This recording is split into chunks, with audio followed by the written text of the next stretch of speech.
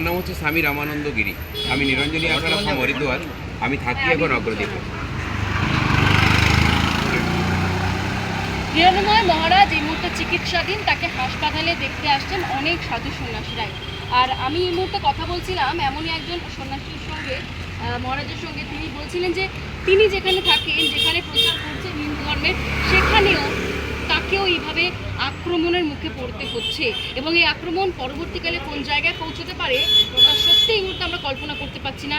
যা ঘটছে এই মুহূর্তে গোটা রাজ্য জুড়ে, যেভাবে হিন্দু ধর্মকে আটকে দেওয়া হচ্ছে, যেভাবে বারবার বাধা দেওয়া হচ্ছে হিন্দু সন্ন্যাসীদের বিভিন্ন কার্যক্রমে, সেখানে দাঁড়িয়ে এই মুহূর্তে এই ধরনের হুমকি আরও একটা ভয়ের কারণ হয়ে দাঁড়াচ্ছে। আর এই জায়গা থেকে আপনাদের স্বাগত। আপনার নাম? আমার নাম হচ্ছে স্বামী রামানন্দ গিরি। আমি নিরঞ্জনী আখড়ার মহাত্মা। আমি থাকি এখন অগ্রদ্বীপ কাঠি বাবা আশ্রমে। তো আমরা হিন্দু সনাতন ধর্মের উপরে কাজ করি। আমি তো কোনো ধর্মকেই বলি না যে এই ধর্মটা খারাপ, ওই ধর্মটা খারাপ। আমরা তো বলি যে সর্বধর্ম সমন্বয়। তা সত্ত্বেও আমাদের উপরে বিভিন্ন রকম টর্চারিং করার চেষ্টা করা হচ্ছে, যাতে আমরা এইভাবে কাজকর্ম করতে না পারি। হ্যাঁ, তো গীতায় বলেছে চৈতন্যম শাসনং চিত্ত বহিমাতীতং নিরঞ্জনম। আজ না হোক, কাল না হোক, পরশু না হোক, একদিন না একদিন তো চৈতন্য হবে। আর একদিন আমাদের হিন্দু ভাইরা সবাই বুঝতে পারবে যে আমাদের হিন্দু সনাতন ধর্ম কোথায় যেতে হবে। আমাকে ওখানকার কিছু জিহাদি লোক, আমাদের অগ্রদ্বীপ, হ্যাঁ আমি যেখানে প্রচার করি, কাটুলি অগ্রদ্বীপ, কাটোয়া, ওখানে কাটোয়া। আমি তো ওখানে আরএসএসের মানে রামনবমীর প্রেসিডেন্ট হিসাবে কাজ করছি। তো আমাকে বিভিন্ন রকম হুমকি দেওয়ার চেষ্টা করছে, আমাকে তুলে নিয়ে চলে যাবে। তুলে নিয়ে চলে যাবে? প্রাণনাশের হুমকি দিচ্ছে এরকম? তুলে নিয়ে চলে যাবো বলছে, প্রাণনাশ তুলে নিয়ে চলে যাবো। তুলে নিয়ে চলে যাওয়া মানে তার শব্দের অর্থটা কী হতে পারে সেটা আমি বুঝতে পারছি। আপনি জানিয়েছেন পুলিশকে এখনো পর্যন্ত যে আমার কাছে এরকম হুমকি আসছে? হ্যাঁ, আমি এখনো পর্যন্ত জানাইনি, কারণ আমি ভয় করি না। I don't care. আমার আগেও কেউ নেই, পেছনে কেউ নেই। আমাকে যদি মেরে যায় মরে যাবো, কিন্তু আমাকে মারার আগে আমিও তাদের দুজনকে মেরে দেবো। কিন্তু আপনি বলছেন যে এরকম হুমকি আসছে, কিন্তু মানে ভয় তো অবশ্যই রয়েছে। না, মোটেই ভয় করবো। কেন ভয় করবো? আমি হিন্দু সনাতন ধর্ম, আমি বেদান্তিক, আমি বৈদিক সাধু একজন। আমি কেন ভয় করবো? তারা আমাকে দেখে ভয় করবো। আমি কাউকে ভয় করি না।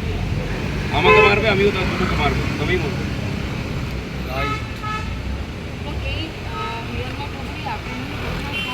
খুব লজ্জাজনক ব্যাপার, খুব লজ্জাজনক ব্যাপার যে একজন মহারাজ ভাগবত পাঠ করছেন, ভাগবত পাঠ করার পরে উনি খাওয়া দাওয়া করার পরে পায়চারি করছেন, আর পায়চারি করতে করতে ওনাকে আক্রমণ করা হচ্ছে।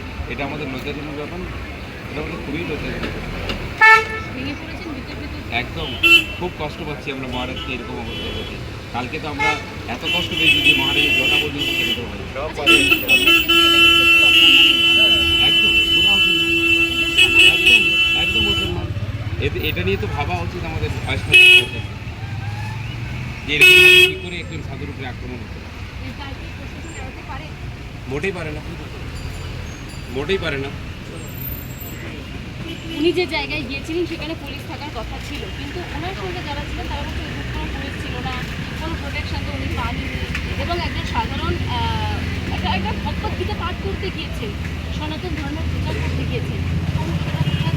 ওনাকে কেন এরকম প্রাণঘাতী হামলা করা হলো? গীতায় বলেছে তম अस्माकं শক্তির্ষে তম अस्माकं বিত্তির্ষে তম अस्माकं গতিরেই ভগতে তুভ্যেম নমো মহাভয়ম তুভ্যেম নমো মহাভয়ম।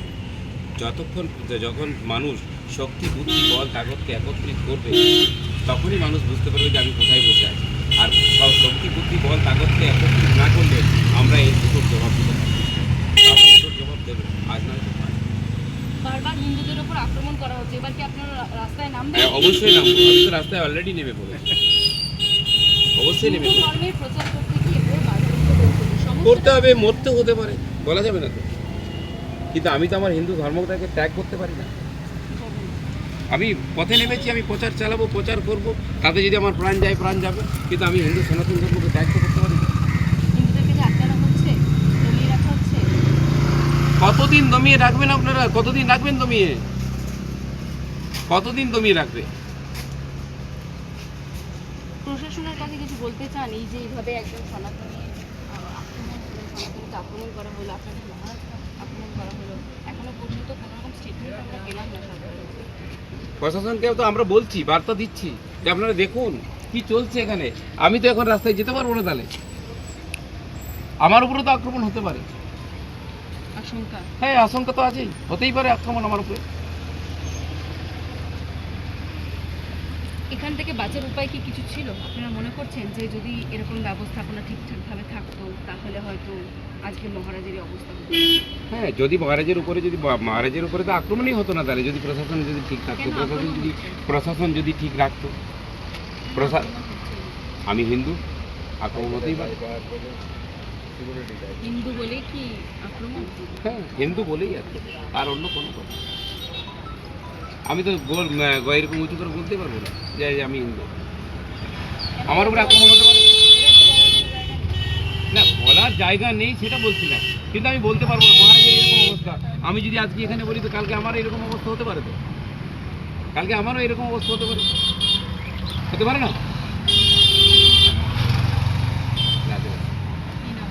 আমার নাম স্বামী রামানন্দ গিরি।